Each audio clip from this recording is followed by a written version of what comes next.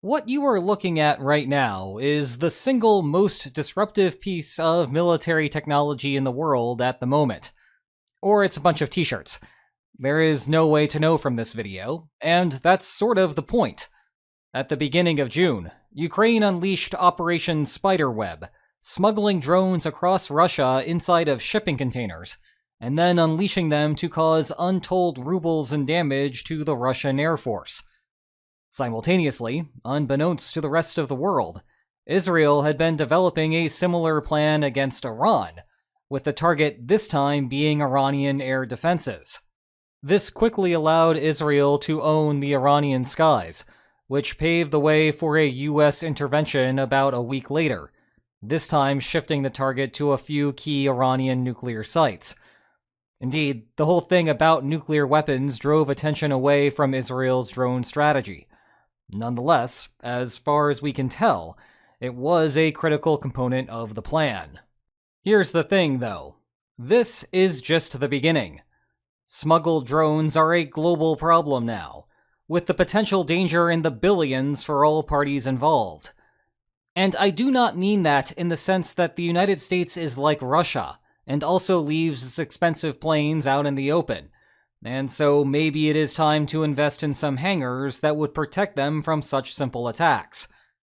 I am talking about how even trying to deduce who was responsible for such an attack leads to much, much deeper strategic problems.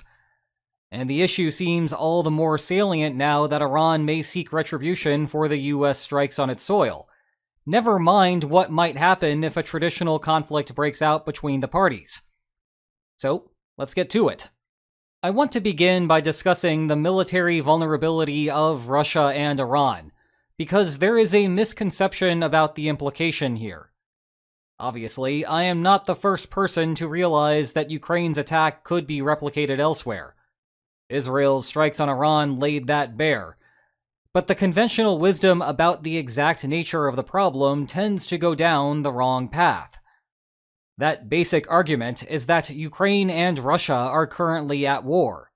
And, at the risk of saying something truly shocking, Russia is well aware of this. Thus, border security in Russia is extra tight. Internal security is extra tight.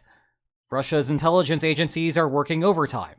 Air defenses are at the ready. You get the idea. Despite those obstacles, Ukraine still managed to cripple a sizable chunk of Russia's bomber fleet. And while Israel and Iran were not technically at war when the Trojan horse drones came out there, they have been in a constant state of low-level gray zone conflict for a long time, if not more than that, including through the use of proxy forces. And Israel and Hamas were definitely at war before Iran became an active participant. So the logic goes, if hardened targets like Russia and Iran are vulnerable, just think about how easy it would be to strike the United States or Europe. Well, one thing I want you to take away from this video is that, from a military perspective, Russia and Iran are indeed hard countries to target. But again, that is just about internal preparations, and those are only half the story. What we need to add to the mix is the risk of retaliation. A lot was made about how Russia responded to Operation Spiderweb, with air quotes very much around responded. Perhaps you saw some sort of headline that noted that Russia was firing a record number of drones at Ukraine as alleged punishment for the operation.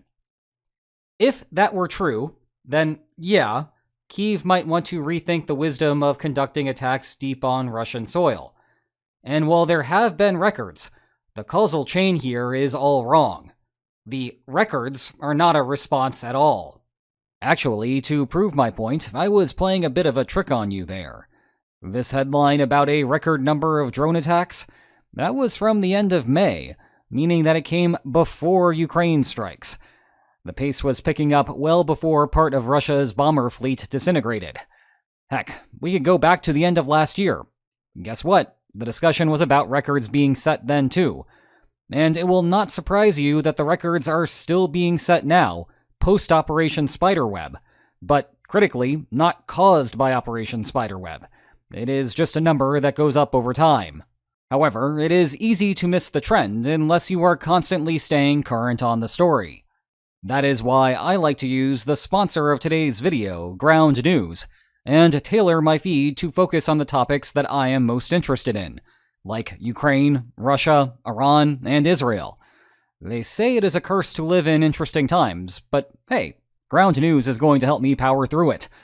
And you too can tailor your own feed, plus get a ton of useful meta information about the news that you are consuming. All it takes is a Vantage subscription.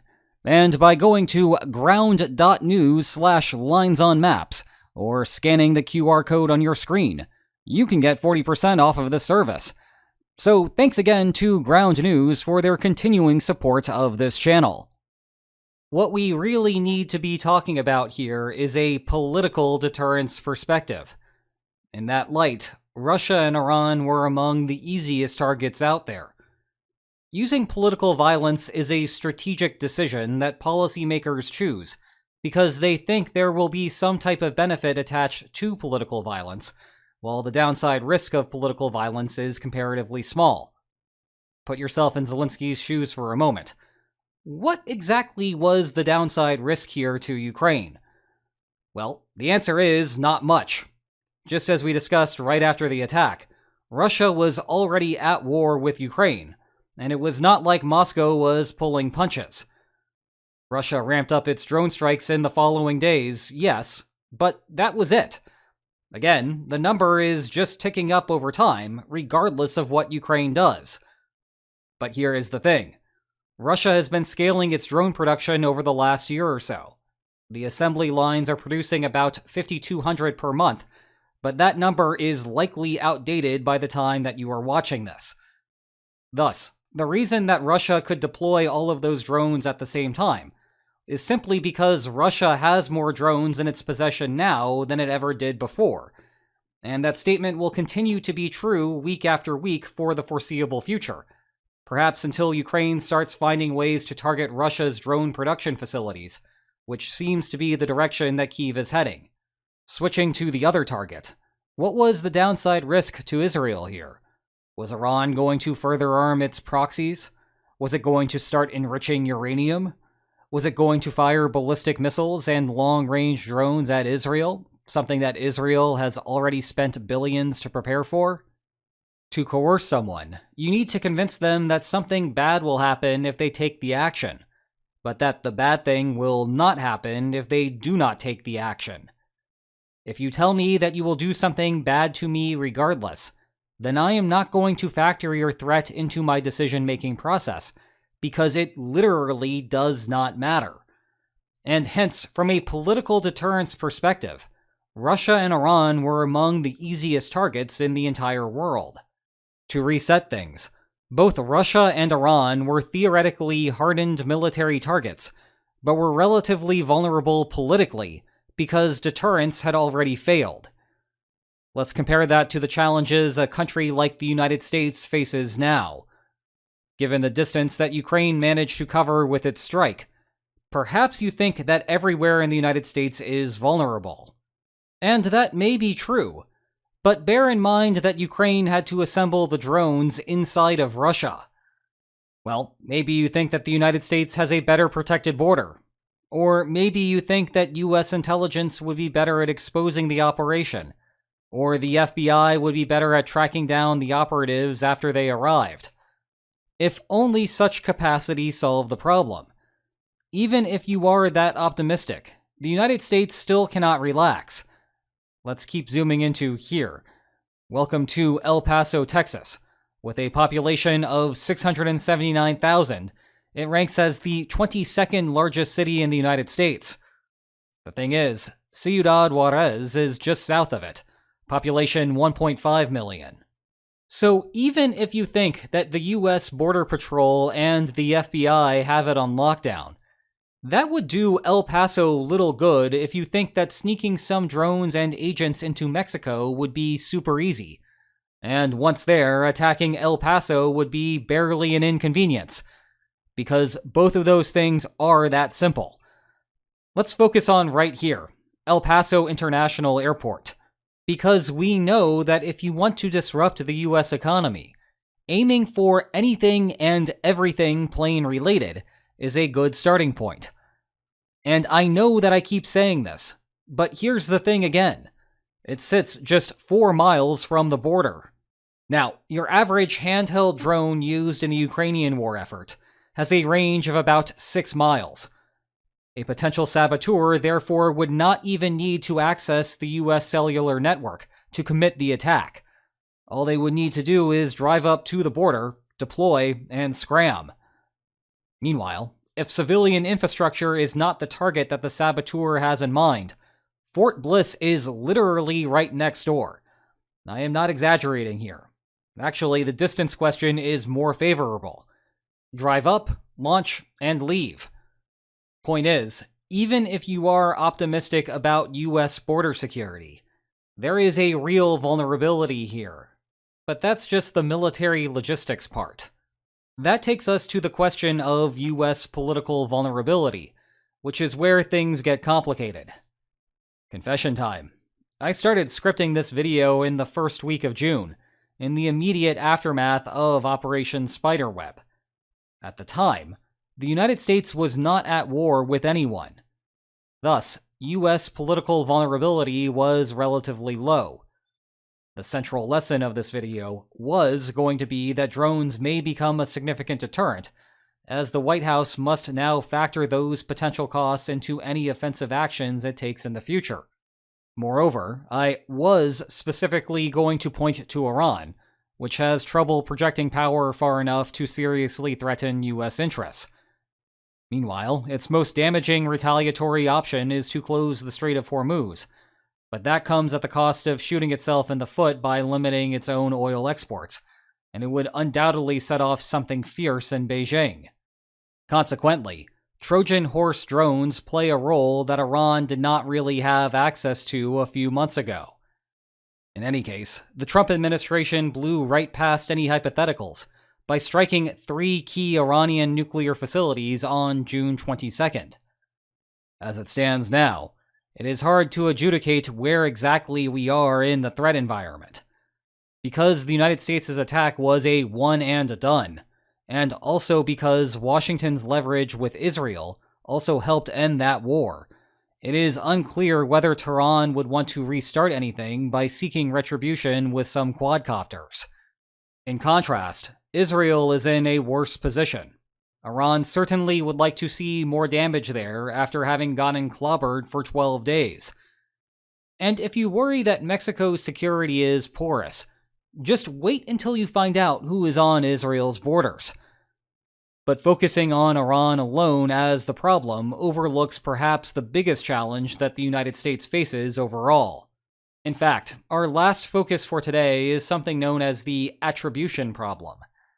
And what I really want to do here is to introduce you to the central lessons from this paper, Deterrence with Imperfect Attribution. For the sake of simplicity, imagine that the United States has a couple of rivals. Let's stick with Iran for one of them. Meanwhile, and goodness knows that Washington has a huge rogues gallery to choose from, let's call the other one Mystery Militant Group X. Both might want to attack the United States, but neither is too keen on suffering the punishment that Washington might dish out in the aftermath. For the United States, achieving deterrence here is easy when you know exactly who is attacking you. Just have a ridiculously powerful military, and neither will dare cross you. However, a major problem arises when attacks are not perfectly attributable. That is, conditional on having been attacked. The United States might be able to find a smoking gun that traces the operation back to one of the parties.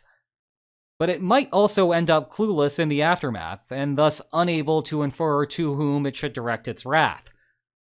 You can see how a Trojan horse drone attack might fall into this category. Not everyone is going to be like Ukraine and turn a spider's web into an advertising campaign.